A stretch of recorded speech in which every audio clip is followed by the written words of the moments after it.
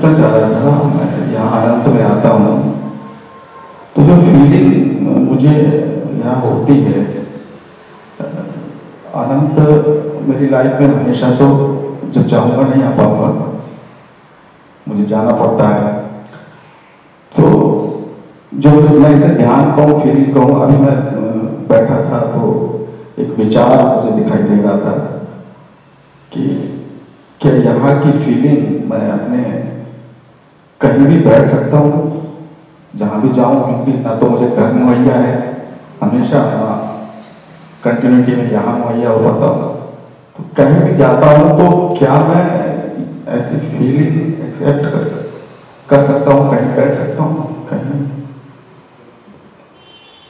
देखिए, ये जो आप पूछ रहे हैं कि जब हम अनंत में ना भी हों और तब भी हम यहाँ से जुड़े रहें, इसको कैसे करें, इसको हमने कई बार बताया है। देखा जाए तो ये एक ध्यान का ढंग है, एक ध्यान की विधि भी है।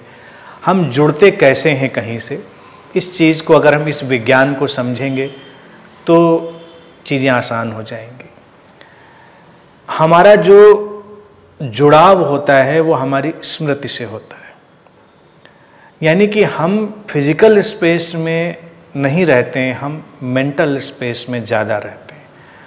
कई बार अगर हम मेंटल स्पेस में यानी कि मानसिक क्षेत्र में नहीं हैं, वो मानसिक आयाम में, तो शारीरिक आयाम में कहीं भी हों तो हम वहाँ से अनुपस्थित से होते हैं। कई बार आप घर में भी होते हैं, घर वाले भी शिकायत करते हैं कि आप तो हैं ही नहीं यहाँ पर, होकर भी नहीं हैं। ऐसा अक्सर होता है अगर आपका मन, आपकी स्मृति कहीं चली गई।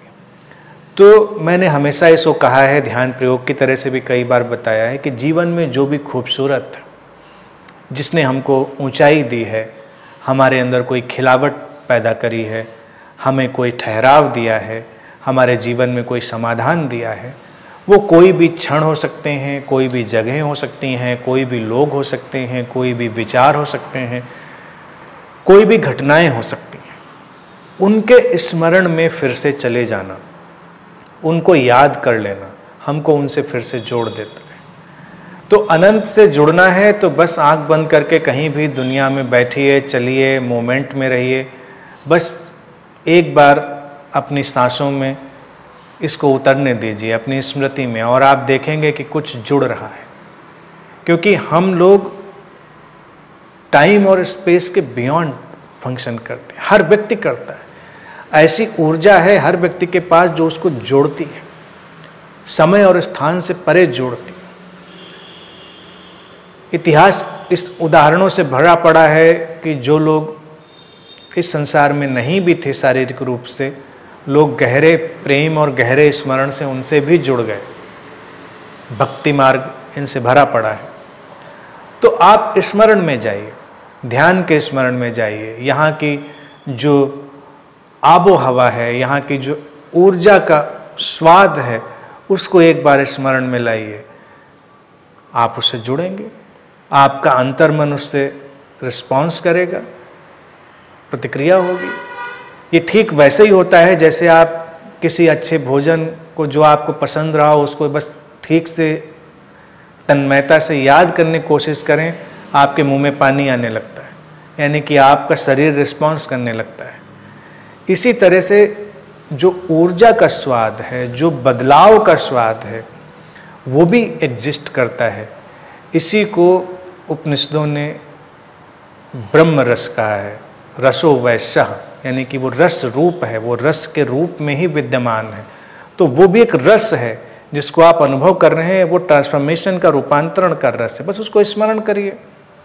तो अब मुंह में पानी तो नहीं आएगा क्योंकि पानी नहीं लाता है वो, लेकिन आपके दिल में कोई तरंग उठाएगा, आपके अंतर्मन में कोई रोशनी पैदा करेगा, आपके अंदर कोई प्रेरणा पैदा करेगा, आपको शांति की कोई लहर घेरेगी, आपको कोई प्रेम की तरंग घेरेगी, कुछ होगा, वो लौटेगा। तो बस स्मरण से भरें। इसी को बहुत ही अलग ढंग से भारतीय परंपरा में कहा गया सुमिरन। सुमिरन का मतलब ये नहीं होता कोई बैठकर कहीं नाम वाम जपता रहे। किसका नाम जपोगे? जिसको जानते ही नहीं, जिसको देखा ही नहीं, जाना ही नहीं, जिसको महसूस ही नहीं किया, उसको क्या जपेंगे? वो तो यांत्रिक मैकेनिकल बन जाता है। सुमिरन है जो वातावरण आपके जीवन में बदलाव लाया, उसको याद करिए। स्मरण, सुमिरन का मतलब स्मरण, सुमिरन स्मरण का अभ्रंश है। बस सुमिरन में रहिए, स्मरण में रहिए और फिर आप जुड़े हुए हमेशा। बहुत आसान, बस उसको जीना शुरू करेंगे। ये थोड़ा भक्ति मार्ग जैसा मामला है। ध्यान भी अपने शुद्ध रूप में भक्ति जैसा ही हो जाता है।